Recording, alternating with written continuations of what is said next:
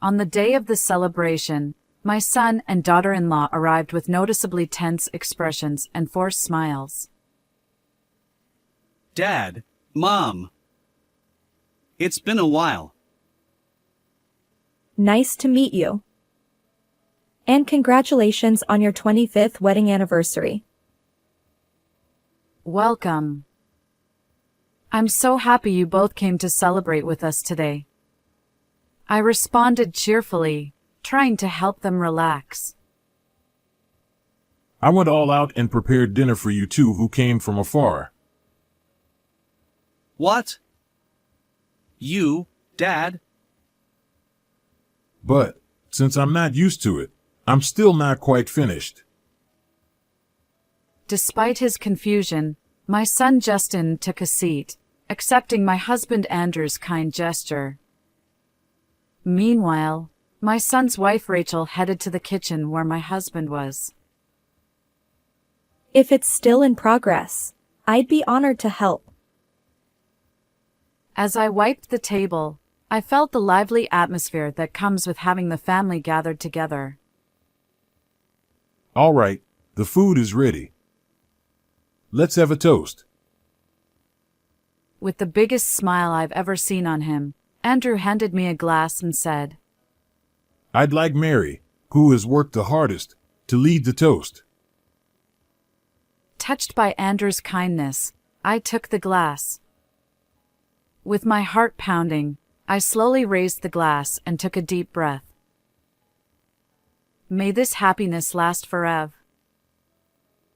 In the middle of my words, Rachel suddenly grabbed my hand tightly and ran towards the entrance. Run away now. I was bewildered, but her grip was so strong and desperate that I had no choice but to follow. After running outside for a while, we entered a cafe that came into view. Desperately trying to keep up with Rachel, I finally felt relieved when we stopped and I caught my breath. I'm sorry for the suddenness, but I had no other choice. Rachel, trembling and pale, began to explain the situation. Andrew, thank you for your many years of dedicated service as a teacher. I, Mary Smith, expressed my gratitude to my husband Andrew, who is 5 years older than me. After more than 30 years as a high school teacher, Andrew retired this spring. Yeah. Andrew responded in his usual curt manner. Relieved that he had replied, I returned to my room. Suddenly, I noticed a dusty photo on my desk. It was a memorable shot of us taken at our wedding.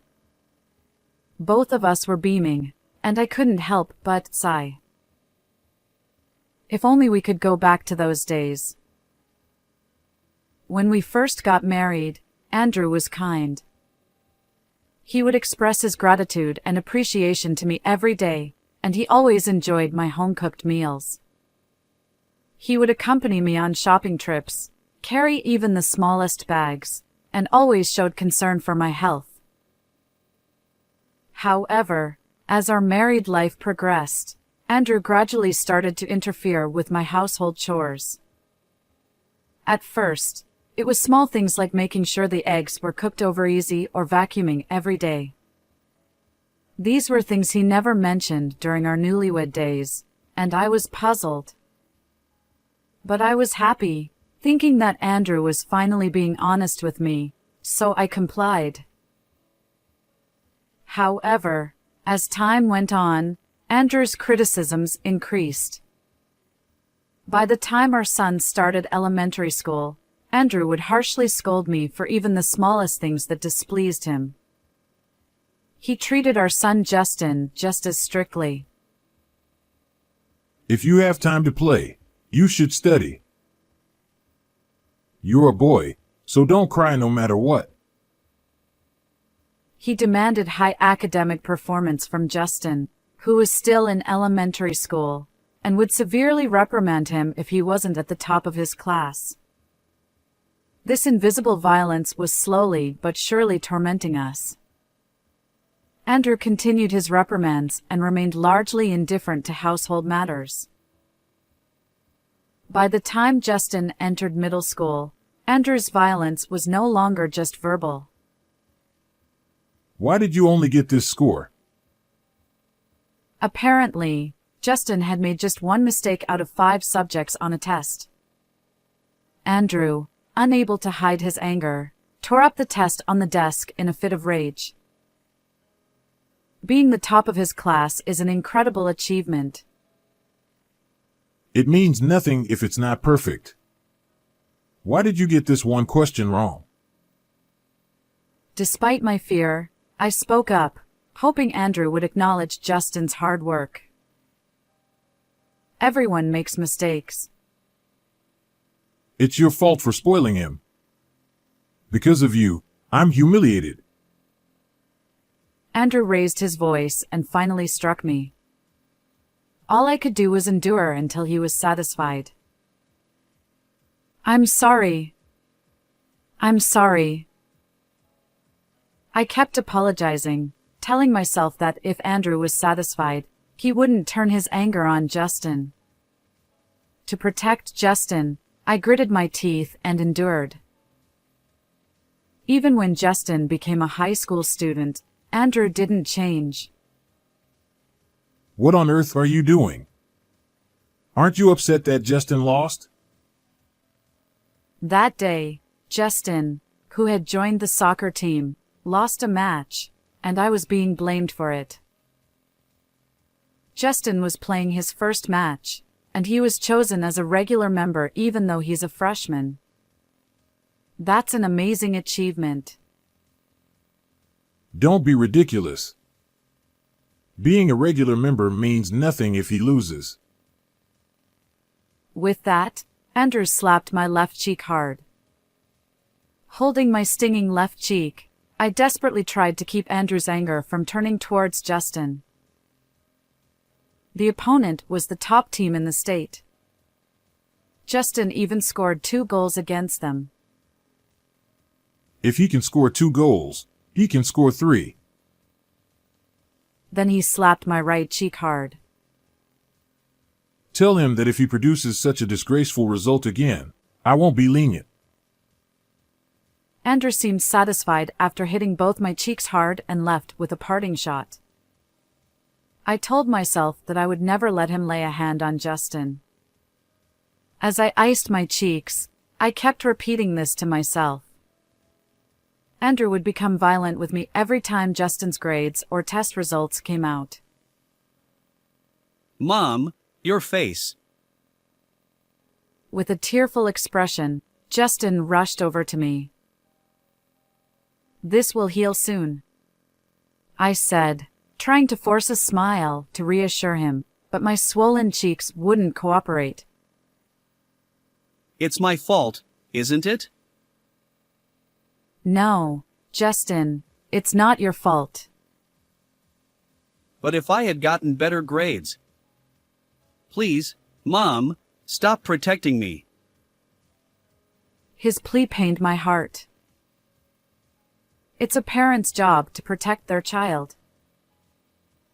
But I don't want to see you hurt because of me anymore. Clenching his fists, Justin spoke with a strained voice. If Dad ever hits you and you get seriously injured, you won't be able to manage high school life. That might be true, but You only live once. I want you to enjoy your high school life to the fullest. I gently touched Justin's shoulder and spoke to him soothingly. Mom, you only live once too. I'll be fine. Besides, Dad is only acting this way for now. He'll surely return to being the kind dad he once was. Looking him straight in the eyes, I smiled. I'll try harder not to cause any trouble. Sensing that I wouldn't back down, Justin spoke weakly. Just be yourself and enjoy life, Justin. Leave Dad to me. He looked me in the eyes and nodded. After that, Justin enjoyed his high school life and quickly became a senior preparing for college entrance exams. Worried about me, Justin seemed to be deciding on a college close to home. Don't worry about Dad. But what about you, Mom? I'll stay here with Dad.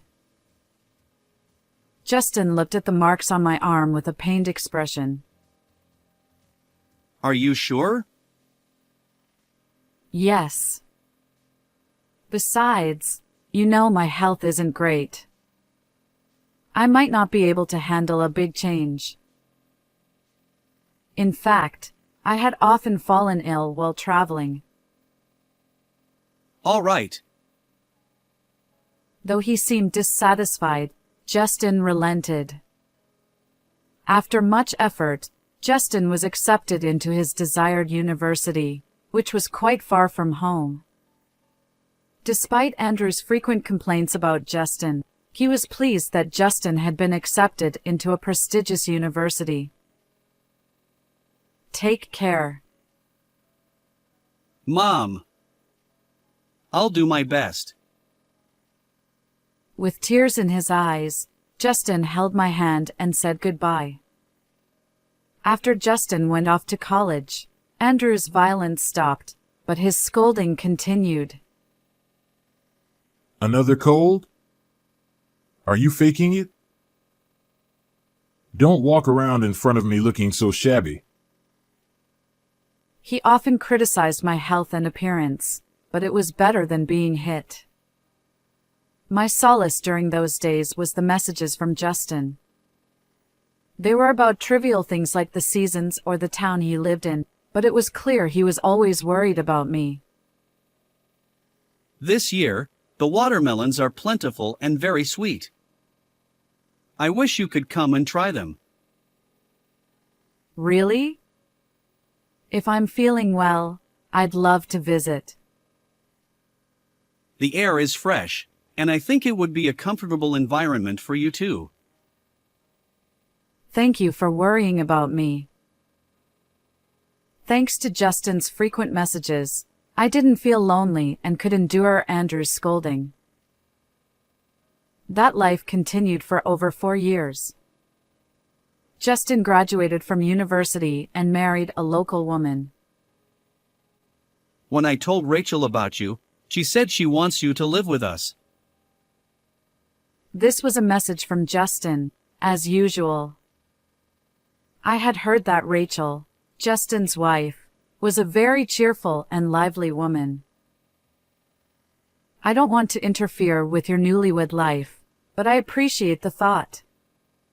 I replied to Justin, letting out a quiet sigh. I still held on to the faint hope that Andrew would someday return to being the kind husband he once was, so I had no intention of going to live with Justin. It'll be okay. It has to be okay. I muttered like a mantra, enduring Andrew's scolding. Hey, where did you put my socks? My mantra had no effect, and Andrew's verbal abuse rained down on me mercilessly every day. The socks are right there. Not these. Today is an important day. I can't go out in these worn-out socks. He complained about socks that had only been worn 2 or 3 times. But these are the newest socks you have. You're completely useless. It's common courtesy to iron socks every day so they don't get wrinkled. If it's the same tomorrow, you won't get off easy. Leaving behind these unkind words, Andrew left the house. Knowing he wouldn't look back, I hurriedly called out, "Take care." He expects so much from me, I have to meet his expectations. I told myself, ignoring the pain in my heart as I went about my chores. After enduring Andrew's unreasonable demands alone for several years, today has finally come. Andrew, who has reached retirement, seemed to have become a bit more gentle. It would be a lie to say I wasn't anxious about spending more time with him in the future. Still, I hated myself for trying to force kindness into his actions and still searching for the man he used to be. Unable to let go of my anxiety and faint hope, I rarely approached the living room during the day when Andrew was there. I watched TV when he was in his room. A program introduced a dish that Andrew might like, so I decided to make it for dinner. I turned off the TV and got ready to go shopping. Even though it was April, the forecast said the high would be 41 degrees Fahrenheit, so I dressed warmly. Just as I was about to leave the house as usual, Andrew called out to me from behind. Wait a minute. I'll come with you to carry the bags. What? I almost dropped my bag in surprise at his unexpected words. It'll be cold if you walk. I'll drive. Watching Andrew hurriedly prepare, I wondered if this was a dream and pinched the back of my hand. I chose my hand so he wouldn't notice, but it probably hurt more than my cheek would have. Come to think of it, I haven't been verbally abused at all today. All right, let's go. As I got into the car, prompted by Andrew, he said something even more surprising. You can rely on me, you know. I reflexively replied, okay, unable to believe this was the same Andrew as yesterday. What on earth had happened? Seeing me shiver from the cold, Andrew quietly turned on the heater. Thank you. Andrew glanced at me and smiled. It was the first time in decades that I had seen him smile. It had been so long that I was so surprised I quickly looked away. 5 minutes into the drive, Andrew spoke again. I'm sorry for everything. I was stressed from work and took it out on the family. I see. Given his job as a teacher, he must have been under a lot of pressure from students and their parents. I'm a terrible person. Instead of being someone you can rely on, I've hurt my precious family. I'm the worst. Seeing Andrew's apologetic expression, tears naturally welled up in my eyes. The kind husband I believed in had returned. Thank you for working so hard for us. I've always known you're a kind person, and I've always believed in you. I'm lucky to have such a wonderful wife. Andrew smiled shyly, and I couldn't help but smile back. Thank you. Let's continue to take care of each other. Of course. From that day on, Andrew worked to make up for the past. I don't know if it will make up for everything, but I want to help you, Mary. With a serious expression, Andrew said this and took the initiative in household chores, always considering my health. You've been a great help. Thank you so much. I thought to myself, I'm glad I kept believing. As the months passed and the season of fragrant osmanthus arrived again, Justin and his wife decided to come to our house to celebrate our silver wedding anniversary. Do you think it's okay for Rachel to meet Dad? Justin was worried about Andrew's behavior right up until their visit. Don't worry. He doesn't say harsh things to me anymore. In fact, he's very kind now. Really? Until now, I had visited Justin and his wife alone, but this was the first time they were coming to our house. If you're that worried, I'll let you talk to Dad. I thought that hearing Andrew's words might change Justin's mind, even though he was nervous on the other end of the phone. Hello, Justin? I handed the phone to Andrew, and they exchanged awkward greetings. Justin, I'm sorry for everything. I was always on edge from work stress and took it out on you and Mom. I couldn't see Justin's face on the other end, but from Andrew's tone, I could tell that some of the tension had eased. After a few more minutes of conversation, Andrew hung up the phone, looking satisfied. Since they're coming from far away, I want to host them myself. Andrew. The relationship between Andrew and Justin wasn't exactly great. However, I was genuinely happy that Andrew was trying to make amends, even now. I was thinking of having a home party and cooking all the food myself. That sounds wonderful. I'm sure Justin and Rachel will be delighted. I'll handle all the cooking from scratch. I've been a burden for so long, so I want you to take it easy. It was an unexpected proposal. Although he had been taking the initiative in cooking recently, it wouldn't be surprising if he still felt uneasy about it. His suggestion filled my heart with gratitude and joy. In that case, I'll take you up on your offer. Leave it to me. I became excited and started thinking about what else I could do for Justin and Rachel. Then I'll do the cleaning. I'll be using the kitchen, so I'll handle that. Could you take care of the rest of the house? Got it. And so, we worked together to prepare for Justin and Rachel's visit. On the day of the visit, Justin and Rachel arrived with visibly tense expressions and forced smiles. Dad, Mom. It's been a while.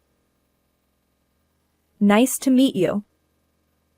And congratulations on your 25th wedding anniversary. Welcome. I'm so happy you both came to celebrate with us today. I responded brightly, trying to help them relax. To have caught such a beautiful wife, Justin has really grown up. Andrew also spoke to Justin in a friendly manner. Dad. Justin seemed deeply unsettled by his father's newfound gentleness, something he had never experienced before. I went all out and prepared a meal for you two who came from far away. What? You did, Dad? But I'm not used to it, so I'm still not finished. Shrugging his shoulders, Andrew showed his left hand covered in band-aids, indicating how many times he had cut his fingers. Thank you. I'm happy just with the thought. Though still bewildered, Justin took a seat, trying to accept Andrew's gesture. Meanwhile, Rachel headed towards the kitchen where Andrew was. If it's still in progress, I'd be honored to help. As I wiped the table, I felt the lively atmosphere that comes with having family gathered together. Seeing Rachel actively engaging with Andrew brought a natural smile to Justin's face. Watching this, I felt very happy too. All right, now that the food is ready, let's have a toast. Andrew, wearing the biggest smile I've ever seen, handed me a glass. Mary, who has endured the most, should lead the toast. Touched by Andrew's kindness, I took the glass. My heart pounding, I slowly raised the glass and took a deep breath. May this happiness last forever. Before I could finish, Rachel suddenly grabbed my hand and pulled me towards the front door. Run, now. I was confused, but her grip was so strong and desperate that I had no choice but to follow. After running for a while, we entered a cafe. Desperately trying to keep up with Rachel, I finally felt relieved to stop and catch my breath. I'm sorry for the suddenness, but I had no other choice. Rachel, trembling and pale, began to explain the situation. What? As I listened, I felt the blood drain from my face. According to Rachel, when she was preparing the drinks and tried to carry the glasses, Andrew was unusually resistant. I secretly observed his actions so he wouldn't notice. Rachel said that Andrew, looking around nervously, poured a drink into one of the glasses and then chopped something into it. It was monkshood. Monkshood. Yes. I enjoy hiking, and the mountains can be surprisingly dangerous. She explained, rubbing her arms with both hands. I study dangerous plants and things you shouldn't eat in the mountains, so I recognized it immediately. Even though I had never seen monkshood before, I knew it was poisonous. I had thought the pretty purple thing in the glass was just decorative, but it turned out to be poison. Shocked by this horrifying revelation, I was paralyzed with fear. My thoughts were interrupted by a call from Justin. Mom, are you okay? Yes, I'm fine. Are you safe, Justin? Somehow. I just got a message from Rachel explaining everything. I'm so glad you're safe, Mom. With a sigh, Justin told me what had happened at the house. Dad was in shock for a while, probably not expecting you to leave. He seemed to be stunned by my escape, not even noticing Justin nearby. Then he suddenly snapped out of it and rushed out of the house, so he might be looking for you. The cafe we're in is located in a maze of alleys, so it won't be easy for him to find us. Still, I couldn't shake off my anxiety. But don't worry. I installed a location tracking app on Dad's phone. When Justin left home, he had given us phones to stay in touch easily. I put it there just in case, but I never thought it would be useful in this way. Justin, with a bitter smile, seemed to be struggling to contain his anger at what his father had tried to do. So, I was able to get into Dad's room and check his computer. Rachel had asked Justin to search for any records of obtaining monkshood. Since I don't usually use the computer, Andrew must have let his guard down. When Justin opened the computer, it wasn't locked. On Andrew's computer, there were records of purchasing monkshood and messages from a woman who seemed to be his mistress, plotting to kill me for insurance money. Dad probably became nice all of a sudden to make you let your guard down. Justin's words seemed to dissolve into the air over the phone. After hearing everything, I felt as if I had been slapped awake. I couldn't believe that Andrew would do such a thing. I recalled his past behavior like a flashback. Indeed, the violence had stopped after Justin left home. At that time, I was so relieved that the violence had stopped that I couldn't think about anything else. He must have been involved with his mistress since then, and by the time he started being kind to me, he had already been planning this. It was fortunate that Justin and Rachel came to celebrate and that Rachel knew about monkshood. If I had been alone... Looking back, there were many unnatural points. Even for the silver wedding anniversary preparations, Andrew took complete control of the kitchen. It was all to carry out his plan. Thinking of the worst, I got goosebumps all over my body. Justin, thank you. I'm going to the police. Got it. It looks like Dad is heading in a completely different direction. I see. Now's our chance. So, I decided to go to the police with Rachel. No matter what happens, I'll protect you, Mary. Rachel, you're so reliable. Encouraged by her, my heart strangely calmed down.